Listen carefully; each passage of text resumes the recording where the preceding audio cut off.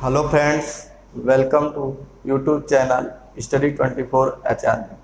Friends, आज हम लोग पढ़ेंगे क्वाड्रिलेटरल यानी चतुर्भुज। हमने वर्ग पढ़ लिया, आयत पढ़ लिया, त्रिभुज पढ़ लिया, वृत्त पढ़ लिया। अब हम पढ़ेंगे क्वाड्रिलेटरल यानी चतुर्भुज। सबसे पहले तो चतुर्भुज तो होता क्या है? यह चार भुजाओं से घिरी हुई आकृति बहुभुज है। चार भुजाओं से घिरी हुई क्या हो? एक बंद आकृति है या बहुभुज है। ठीक है, सबसे पहले हम बनाते हैं चतुर्भुज। ठीक है, हम बनाते हैं चतुर्भुज। ये इसका हो गया विकर्ण, एक इस पे लंब डाल शीर्ष लंब पड़ गया, एक इसकी होती है ऊंचाई h, ये भी होती है इसकी शीर्ष लंब की ऊंचाई h। ठीक है, ये तो आपका टोटल विकर्ण है। अच्छा, ये हो गया, बी हो गया, सी हो गया, डी हो गया। A B C D. मान लीजिए भुजा क्या है? A B C D. अच्छा, अब देखिए सबसे पहले तो चतुर्भुज क्या होता है? चतुर्भुज वह बहुभुज होता है जो जिस क्या हो, ये चार भुजाओं वाला बहुभुज होता है, बंद बहुभुज। ठीक है, यानी चतुर्भुज क्या है? चतुर्भुज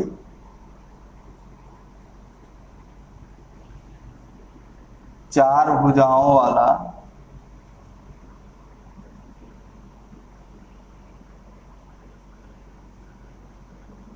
बंद आकृति है।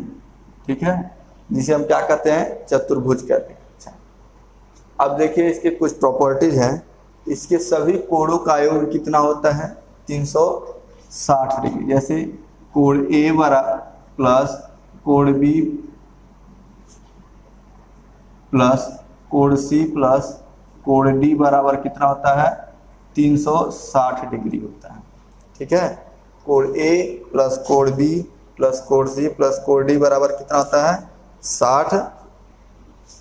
360 डिग्री होता है। अच्छा, अब देखिए इसमें H1 है और H2 दिया है। ठीक है, जो विकर्ण AC पे डाले गए शीर्षलंब होता है। जैसे H1 और H2 विकर्ण क्या है? AC पर डाला गया लंब है, AC पर डाला गया लंब है। अच्छा, अब इसमें देखिए क्या क्या और इसके प्रॉपर्टीज हो सकते हैं। एक तो पहला इसका चतुर्भुज बंद आकृति वाला बंद है, चार भुजाओं से घिरी हुई बंद आकृति है। ठीक है, इसे अच्छा ये कितने प्रकार के होते हैं? देखिए चतुर्भुज में जो चार भुजाएं वाले होते हैं जितने भी, वो सब क्या होते हैं? चतुर्भुज। जैसे चतुर्भुज के अंतर्गत आएंगे वर्ग, दूसरा होता है आयत, तीसरा होता है समांतर चतुर्भुज, समांतर चतुर्भुज। ठीक, चौथा होता है समलंब चतुर्भुज, समलंब चतुर्भुज। अच्छा, इसी तरह से जितने भी चार भुजाओं वाले आएंगे वो सब क्या कहलाएंगे? चतुर्भुज। फिर आपका एक आ जाएगा सम चतुर्भुज, सम चतुर्भुज। ये सब जितने भी आएंगे किसके अंतर्गत आएंगे भाई? जो भी आएंगे ये सब चतुर्भुज के अंतर्गत आएंगे। ठीक है, अच्छा अब देखिए चतुर्भुज, पहला तो हम चतुर्भुज में इसका परिमाप देखेंगे। ठीक है, परिमाप क्या होता है भाई? चतुर्भुज का परिमाप क्या होता है?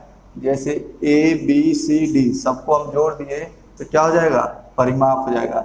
ए plus B plus C plus D इसका परिमाप हो जाएगा। ठीक है, अच्छा अब क्षेत्रफल क्या होगा? क्षेत्रफल इसका 1/2 विकर्ण गुणे, ठीक है, विकर्ण गुणे क्या होगा आपका? H1 और H2 शीर्षलंब का विकर्ण पर डाले गए,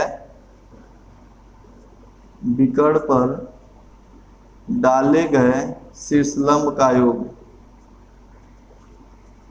शीर्षलंब का योग। यानी हम कह सकते हैं 1/2 गुणे, ठीक है, विकर्ण क्या होगा आपका डी, ठीक है, आ गुणे H1 प्लस H2, ये इसका क्या हो जाएगा, क्षेत्रफल हो जाएगा, ठीक है।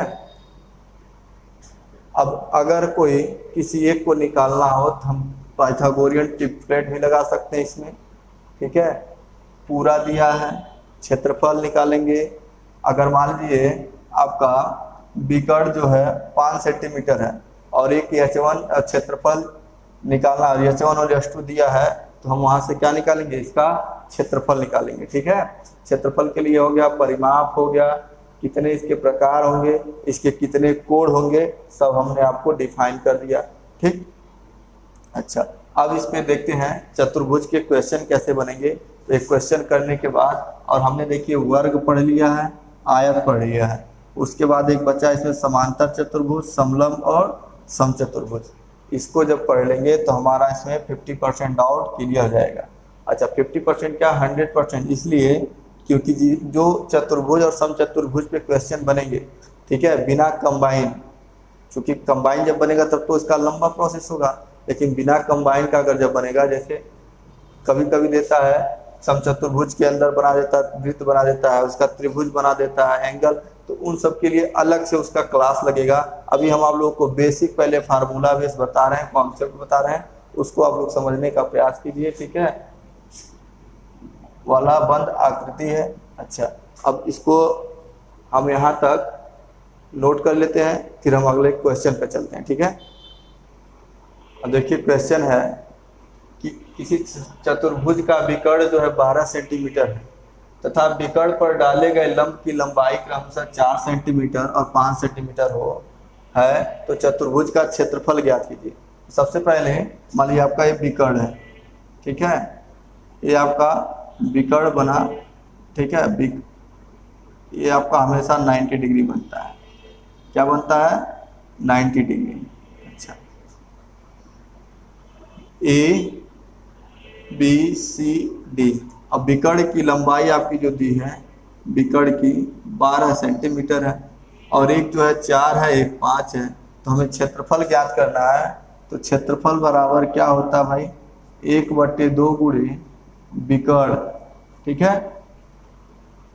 अब ब्रैकेट में विकर्ण पर डाले गए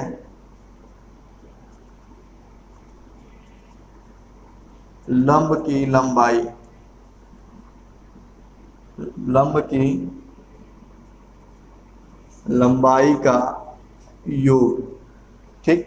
अब देखिए क्या होता है, 1/2 गुणे विकर्ण आपका कितना है 12, और यहाँ पे 5 + 4, 1/2 गुणे 12 गुणे 9, यानी आपका हो जाएगा 6 9 54 सेंटीमीटर स्क्वायर। ये आपका चतुर्भुज का क्षेत्रफल निकल के यहाँ से आ जाएगा, ठीक। तो सबसे पहले हम क्या करें, कुछ नहीं, बस हमको ये और ये निकाल लिए। अच्छा, यहाँ से अगर एक क्वेश्चन इसी में दे देता है, एक शीर्षलंब की लंबाई, एक शीर्षलंब की लंबाई आपका कितना है भाई, 4 सेंटीमीटर है, और कोई साइड दे देता, अगर कोई साइड, जैसे मान लीजिए एक साइड अगर दे दिया, उसमें 5 सेंटीमीटर 6 सेंटीमीटर इस तरह का दे दिया, तो हम यहाँ तो पाइथागोरियन प्रमेय लगा करके यहाँ से हम इसका डिस्टेंस निकालेंगे और वहाँ से भी निकाल सकते हैं। लेकिन हम पहले यहाँ से बस एक बेसिक एक क्वेश्चन था, इसको हम सॉल्व कर लिए। अब इसमें हम चलते हैं एक समांतर चतुर्भुज, ठीक है, समचतुर्भुज, समांतर चतुर्भुज, समलंब चतुर्भुज। तो आज हम चलते हैं समांतर चतुर्भुज की तरफ, इसी में, ठीक है, जो उसी पे समांतर चतुर्भुज में सब आएगा, और एक एक करके देखिए, उसमें थोड़ा सा कंफ्यूजन होता है, मिक्स हो जाता है, कौन समांतर होता है, कौन समलंब होता है, ठीक है, सब रहता है चतुर्भुज ही, लेकिन कौन समांतर होता है। जैसे त्रिभुज में आपने पढ़ा था समद्विभाजक, समबाहु, विषमबाहु, ये सब पढ़े थे आप। तो जब इसको हमने क्या बताया कि उसी तरह से इसमें समलंब है, समांतर है, ठीक है, सम है, तो उसके लिए हम एक एक करके प्रॉपर्टी उसको पढ़ेंगे, उसके गुण होंगे क्या क्या है, फिर हम देखेंगे कि इसमें क्या आएगा, जैसे कैसे इसको पहचानिए, क्या समांतर है, क्या असमांतर है, ठीक है। तो आइए हम समांतर चतुर्भुज में चलते हैं, ठीक। करिएगा। तो देखिए क्वेश्चन आपका है, जैसे हमने चतुर्भुज का पढ़ा, उसकी एक प्रॉपर्टी और एक क्वेश्चन पढ़े, चतुर्भुज होता क्या पहले। अब उसी में हम एक पढ़ते हैं पहले समांतर चतुर्भुज। अब समांतर चतुर्भुज क्या होता है, मान लीजिए समांतर चतुर्भुज हमने बनाया, समांतर पैरेललोग्राम, यानी जो भी बनेगा पैरेललोग्राम, ठीक है, इसके अकॉर्डिंग बनेगा। तो हम कह सकते हैं समांतर चतुर्भुज वह चतुर्भुज होता है जिसके आमने सामने की भुजाएं क्या हो, बराबर हो। जिसके आमने सामने की भुजाएं बराबर हो उसे हम क्या कहेंगे, पैरेललोग्राम, यानी समांतर चतुर्भुज। अच्छा, यानी इसको हम आयत की तरह देख सकते हैं, क्या, आयत की तरह, ठीक है। लेकिन इसकी कुछ कंडीशंस हैं, जैसे देखिए समांतर चतुर्भुज वह चतुर्भुज होता है जिसके आमने सामने की भुजाएं बराबर हो, उसे हम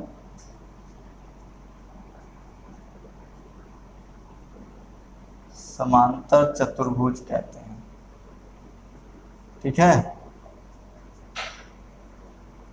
अब देखिए इसके कुछ प्रॉपर्टीज हैं, जैसे मान लीजिए ए बी सी डी दिया है, हम इसको डॉटेड लाइन से यहाँ पे इसके विकर्ण को मिला देते हैं, ठीक है। और जब इसके विकर्ण को हम सीधा करके मिलाएंगे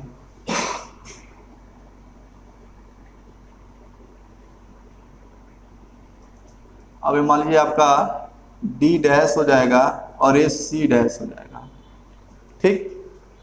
इसके भी क्या है, टोटल कोण जितने होंगे 360 डिग्री बनेंगे।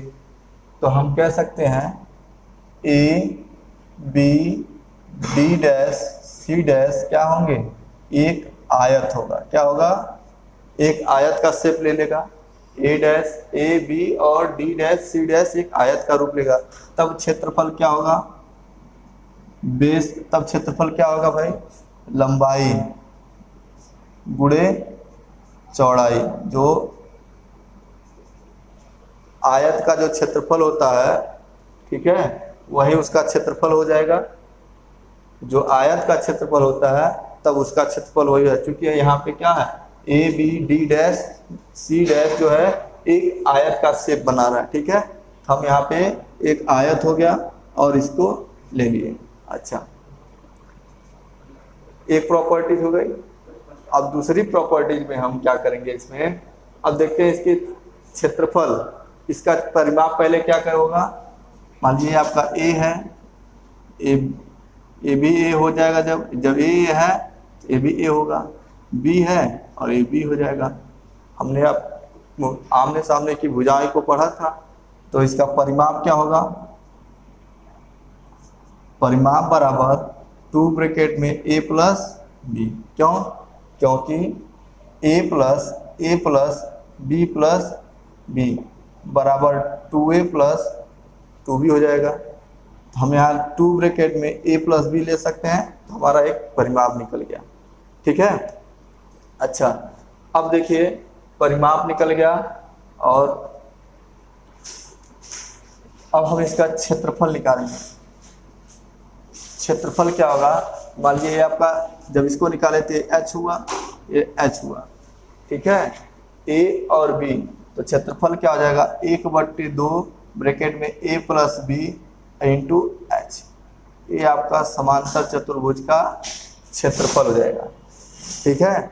अब देखिए एक बार इसको दोबारा समझ लीजिए। पहले सबसे पहले समांतर चतुर्भुज क्या है, आमने सामने की भुजाएं जो होती हैं उसे हम समांतर, जैसी ऐसी आकृति जिसकी भुजाएं क्या हो, आमने सामने की भुजाएं बराबर हो, उसे हम समांतर चतुर्भुज कहेंगे, ठीक है।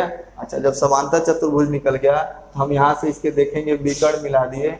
जब ये जो दोनों विकर्ण एक त्रिभुज का क्रिएशन कर रहे हैं, क्या कर रहे हैं, एक त्रिभुज का क्रिएशन कर रहे हैं, तो हम कह सकते हैं क्या कि ये आपका एक सर्वांग सम त्रिभुज बनेगा। कौन सा, सर्वांगसम त्रिभुज। ठीक है, अब A C D, triangle A C D अब बराबर ट्रायंगल सर्वांगसम ट्रायंगल बी डी सी, ये आपके क्या बनेंगे? सर्वांगसम होंगे। ठीक है ना, सर्वांगसम। एक प्रॉपर्टी ये भी है। अच्छा, जब ये सर्वांगसम बन रहे हैं तो एक पैरेलल यानी समांतर चतुर्भुज के क्षेत्रफल भी इसके दो बनेंगे, कटेंगे।